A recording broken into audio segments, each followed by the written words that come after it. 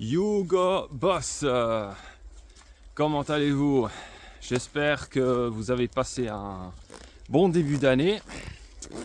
Moi, je suis en train de filmer dehors par ce temps et il neige à n'en plus pouvoir ici, donc je vais voir si ça fonctionne bien. Si ça ne fonctionne pas, je vais filmer à partir de l'intérieur, comme ça je vais pas au moins risquer d'avoir une mauvaise image quand je suis en train de filmer. Je vais voir comment ça se passe.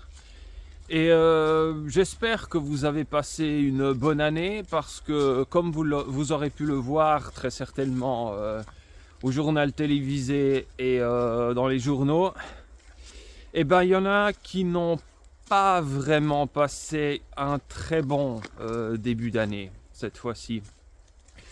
Je fais allusion évidemment au drame de Crans-Montana. Pourquoi je vais parler de ce sujet ? Il y a plusieurs raisons à cela. La Suisse, c'est un pays que je connais bien. Et ce n'est pas par hasard. C'est tout simplement parce que c'est le pays dans lequel je suis né et dans lequel j'ai grandi. Donc autant vous dire que c'est un pays que je connais bien. J'y ai vécu en tout cas, presque toute ma vie, c'est-à-dire une trentaine d'années. Et c'est donc un pays dont j'estime pouvoir parler parce que je l'ai visité en long et en large. Et je connais bien la mentalité et puis aussi la façon dont ce pays a évolué ces 30 dernières années. Alors je dois dire que la première réaction quand j'ai vu les premières vidéos qui sont sorties sur ce drame, ça n'a malheureusement pas été de la tristesse, mais plutôt de l'indignation. Heureusement que plus tard, j'ai vu une vidéo de Valeurs Actuelles où j'ai vu d'autres témoins qui s'exprimaient dans un français compréhensible et potable. Mais les premières vidéos, je dois dire, je suis resté assez abasourdi. Et ce pour plusieurs raisons. Déjà, la qualité du langage. Je suis extrêmement étonné de voir un tel vocabulaire misérable lorsqu'on se trouve dans ce type d'endroit. Pourquoi ? Parce qu'il faut savoir que dans cet endroit à Crans-Montana, dans ce bar, la Constellation, c'est pas n'importe qui va dans ce genre de bar. C'est pas n'importe qui a les moyens de payer ce qu'il y a là-dedans. Ce sont normalement des enfants de bonne famille. Et quand on pense à des enfants de bonne famille, on se dit, ils vont dans des écoles privées, qu'ils payent cher, que les parents payent cher. Et c'est tout le vocabulaire qu'ils ont. Wesh, ça brûle, wesh, ça brûle. Mais moi, je trouve ça honnêtement extrêmement effarant. Parce que je m'attendrais de personnes qui ont la possibilité d'aller dans de telles écoles, eh bien justement qu'ils sont un peu plus cultivés que ça. Et je sais que, évidemment, vous me direz, c'est quand même pas la chose la plus importante dans ce genre de drame. Et je suis amplement d'accord avec vous. Néanmoins, c'est un élément, personnellement, qui m'a quelque peu retourné la tête, tout ça. Et je suis au courant que une amie une ancienne collègue aussi de ma mère a perdu ses deux filles dans cet accident. Donc quelque part indirectement, c'est un accident qui me touche indirectement un peu personnellement aussi. Mais j'ai entendu, quand ma mère m'a dit cela, que les deux filles en question étaient mineures. Et donc je me demande aussi, a fortiori, mais que font deux mineurs dans un local comme celui-ci ? Comment c'est possible qu'on laisse entrer des mineurs comme ça sans rien leur demander ? Et donc, tout ça, ça montre une très grande faille dans le règlement interne de la boîte de nuit, parce que apparemment, d'après le journal Le Parisien notamment, eh bien, ce local avait un fort risque depuis un bon moment d'avoir des accidents comme celui-ci qui pouvaient survenir. Déjà, ce bar était tenu par un Français, un couple de Français, des Corses. Et le type en question était impliqué dans plusieurs sales affaires liées notamment à la prostitution en France.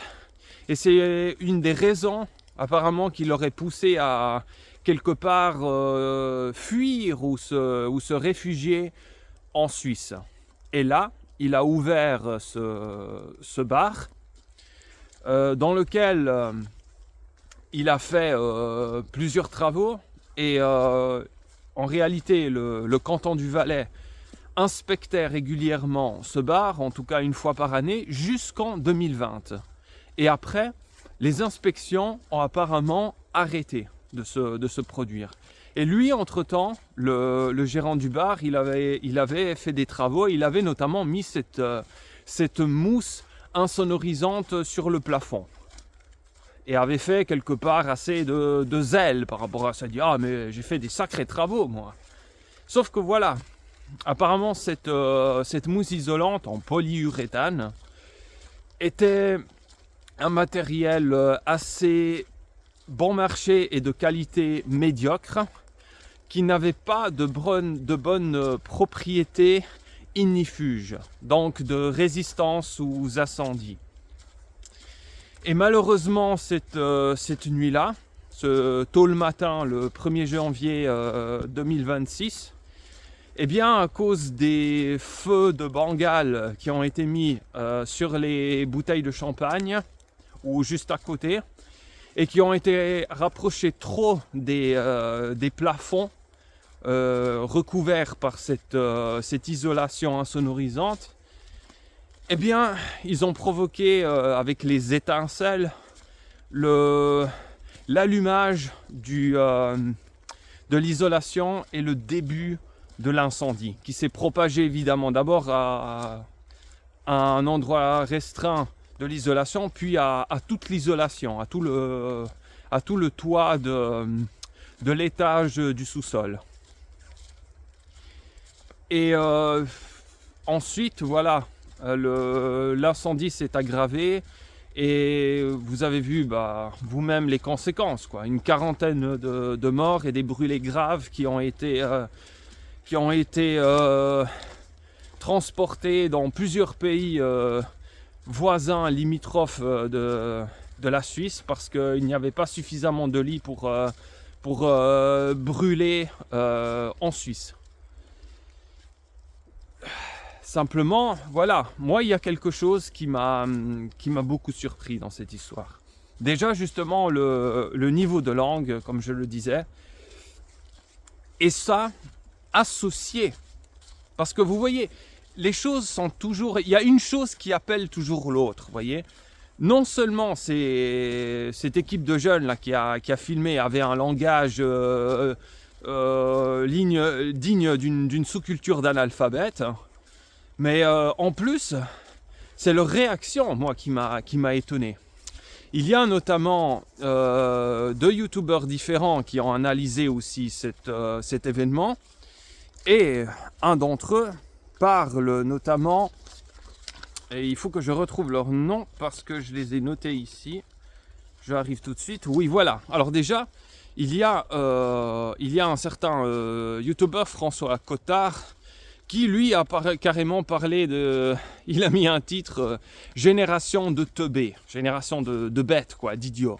Et moi, quand je vois ces images-là en particulier, où ils disent wesh, ça brûle, et puis tout le monde se met à filmer comme des demeurés, malheureusement, j'ai de la peine à le contredire sur ce point-là. Parce que moi, ma question, est, quand j'ai vu ça, mais est-ce que ces gens ont un instinct de survie ? Parce que vraiment, je comprends pas la réaction, quoi. Je comprends pas comment lorsqu'on est, on est en danger de mort, on puisse trouver rien d'autre de plus intelligent à faire que de sortir son téléphone et filmer sa propre mort. À un tel point qu'il y a un autre YouTuber qui a fait une analyse aussi très intéressante qui s'appelle Fabien Moine et qui a mis comme titre là-dessus « Suicide de masse ». Parce que la réaction est tellement étonnante face à cet événement de certains de ces jeunes. Et je tiens bien à le dire certains, pas tous. Mais globalement, c'est quand même assez étonnant de voir ces jeunes filmer leur propre mort et rigoler même en même temps de cet événement. Alors que c'est quelque chose d'extrêmement grave qui va les mener à la mort ou à des brûlures graves. Donc ça, c'est quelque chose, moi, c'est la chose qui m'a le plus étonné dans tout ça, presque, j'ai envie de dire. C'est cette réaction, je suis resté complètement bloqué. Je me dis, mais c'est pas possible, mais qu'est-ce qu'ils foutent, cela? Et je sais que, parce que j'ai fait de la psychologie quand j'étais au lycée ou au gymnase, appelez-le comme vous voulez, ça change en fonction de l'endroit. Quand j'étais au lycée, moi j'avais comme matière psychologie et pédagogie. C'était la seule option complémentaire qui ne se répétait pas avec une branche qu'on avait déjà. Donc moi j'ai pris cette matière parce que ça m'intéressait beaucoup. La psychologie, c'est une matière qui m'intéresse beaucoup également. Et lorsque j'étais en psychologie, on a parlé justement aussi et en biologie aussi, on a parlé des différents instincts, n'est-ce pas, des réactions animales face au danger. Et on sait qu'il y en a essentiellement 3. Il y a la fuite, le combat et la sidération, justement. Le fait de se bloquer, n'est-ce pas, face à un danger. Alors, certains youtubeurs notamment et aussi journalistes qui ont analysé ces jeunes là qui filment avec leur téléphone, ils disent ouais mais tu sais c'est de la sidération. Mais moi en les regardant bien je me dis mais non, c'est pas de la sidération, parce que la sidération ça veut dire que vous êtes bloqué complètement, vous êtes complètement bloqué, vous êtes tétanisé, vous êtes paralysé. Or ils ont été suffisamment on va dire non paralysés pour prendre le téléphone de la main et commencer à filmer. Donc est-ce que ça compte comme étant de la sidération? Eh ben, je dirais que non. Non, ça compte pas comme étant de la sidération. Donc c'est autre chose. Et c'est vrai que en y regardant bien, en tout cas pour ces jeunes-là, je ne dis pas pour tous, on aurait presque dit qu'inconsciemment, c'est ce qu'ils attendaient de mourir. Je sais, c'est dur comme propos, je m'en rends parfaitement compte, mais franchement, on aurait dit quelque part que la réaction inconsciente était « Tu sais quoi? Tant pis pour finir, c'est peut-être pas plus mal. » Parce qu'il faut dire une chose, qu'on a rarement le courage de dire, que ce soit dans les médias mainstream ou autres. Il y a un très grand mal-être chez cette jeunesse, énorme. Et la plupart des médias mainstream, en tout cas, n'en parlent pas, ou peu. Et ça, ce qui s'est passé là, c'est très révélateur justement de ce mal-être. On a une jeunesse qui a un vocabulaire extrêmement pauvre, qui est complètement dopé par du divertissement et de la fête, et qui, à cause de toute cette vanité et à cause de ce milieu surprotégé dans lequel ils ont grandi, eh bien, ils sont devenus complètement apathiques en fait. Et on dirait que cela a totalement inhibé leur instinct de survie. On dirait qu'ils n'ont plus d'instinct de survie, que finalement, ça leur était égal de partir. Je sais, c'est très cru, mais franchement, C'est tout ce que ça donne à penser quand on les voit.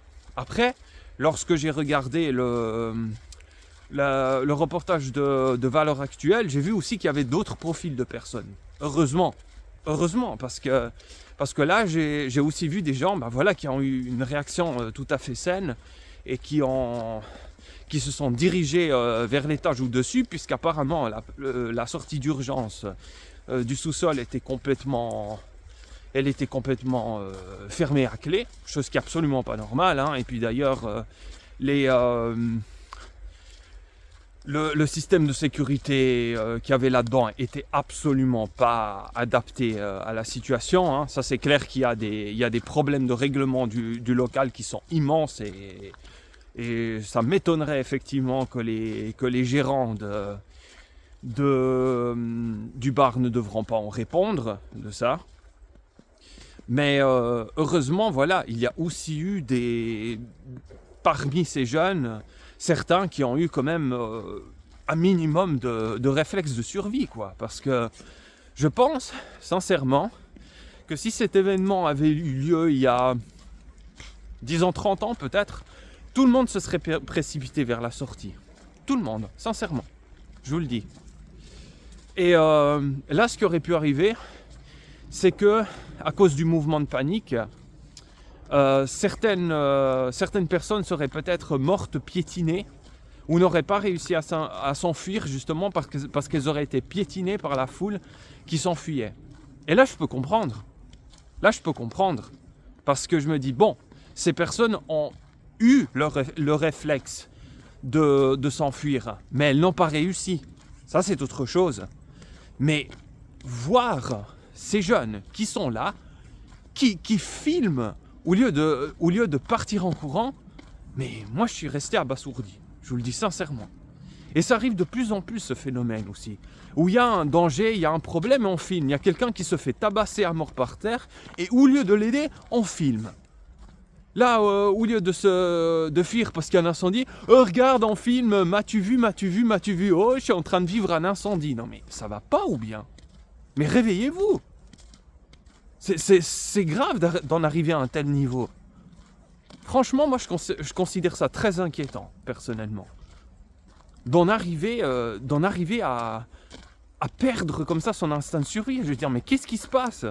Pourquoi il se comporte comme ça? C'est pas du tout normal. C'est pas une réaction normale du tout que de rester planté là comme un piquet alors qu'on risque sa propre vie. Je trouve ça extrêmement alarmant.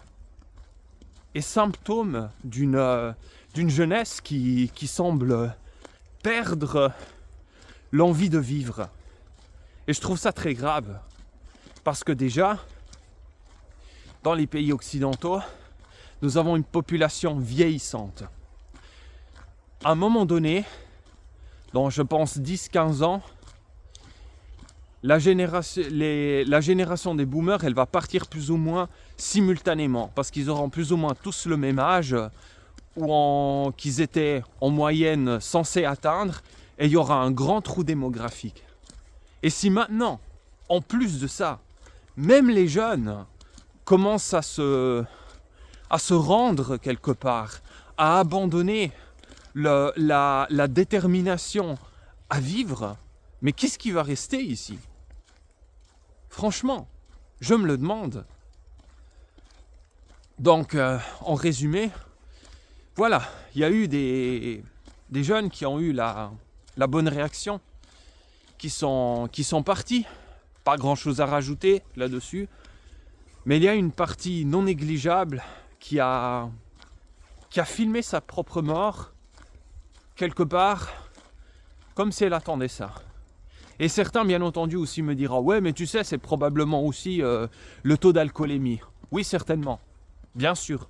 Bien sûr que le taux d'alcoolémie a une influence là-dessus. Bien sûr. Mais là aussi, pourquoi ils se sentent dans l'obligation de se saouler pareillement? Pourquoi? Pour combattre quoi? Pour oublier quoi? Ça, c'est la question.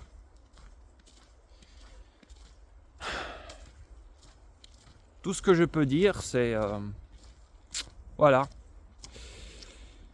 C'est c'est bien désolant à voir et j'espère que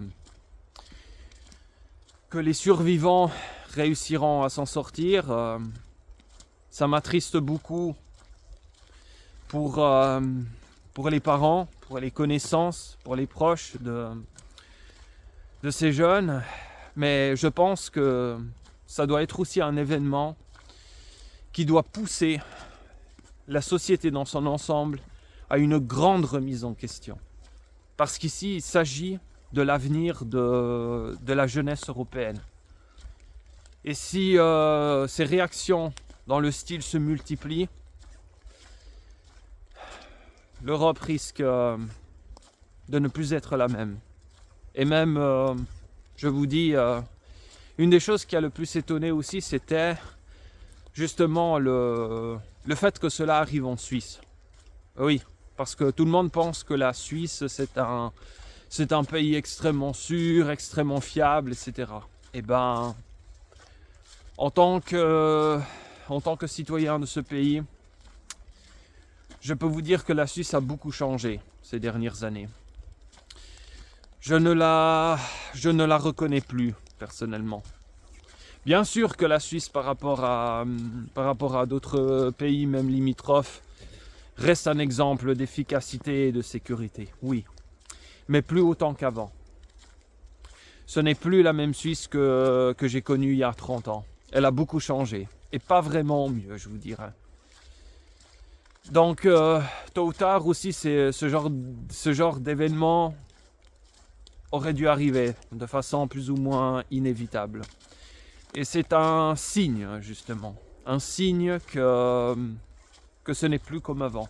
Que ce pays n'est plus le même qu'il a été auparavant comme on l'a connu.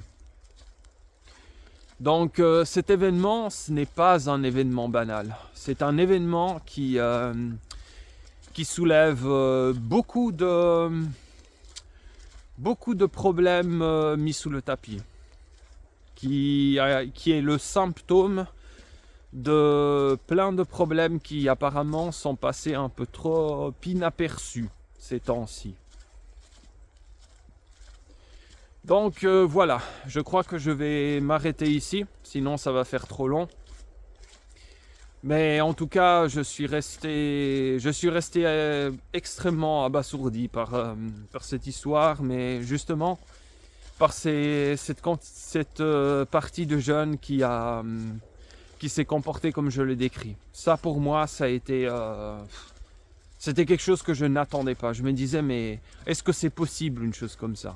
Est-ce que c'est possible de se comporter pareillement dans une telle situation? Je n'arrivais pas à y croire.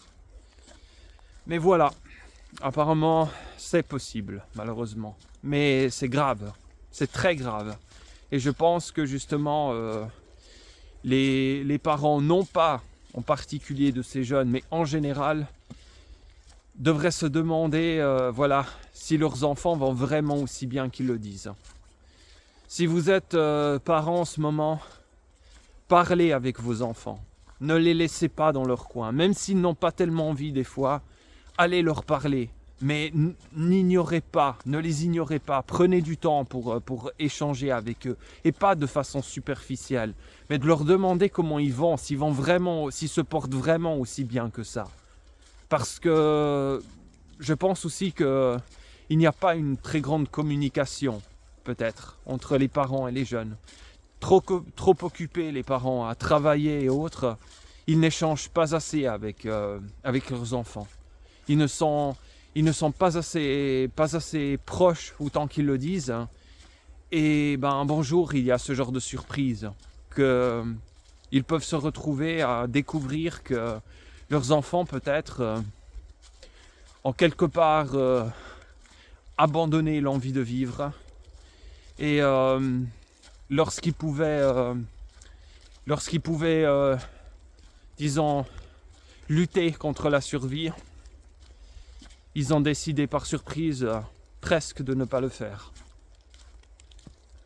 Donc j'espère aussi que cette vidéo justement motivera les parents à prendre plus soin de leurs enfants, être plus proches d'eux et à s'inquiéter beaucoup plus de leur bien-être pour ne pas les voir finir comme ça si jamais un accident semblable devait survenir. Sur ce, je vous souhaite une bonne journée. Abonnez-vous à cette chaîne pour la soutenir. Mettez un pouce vers le haut si la vidéo vous a plu. Partagez-la et je vous dis à très bientôt pour de nouvelles vidéos impactantes. À très bientôt.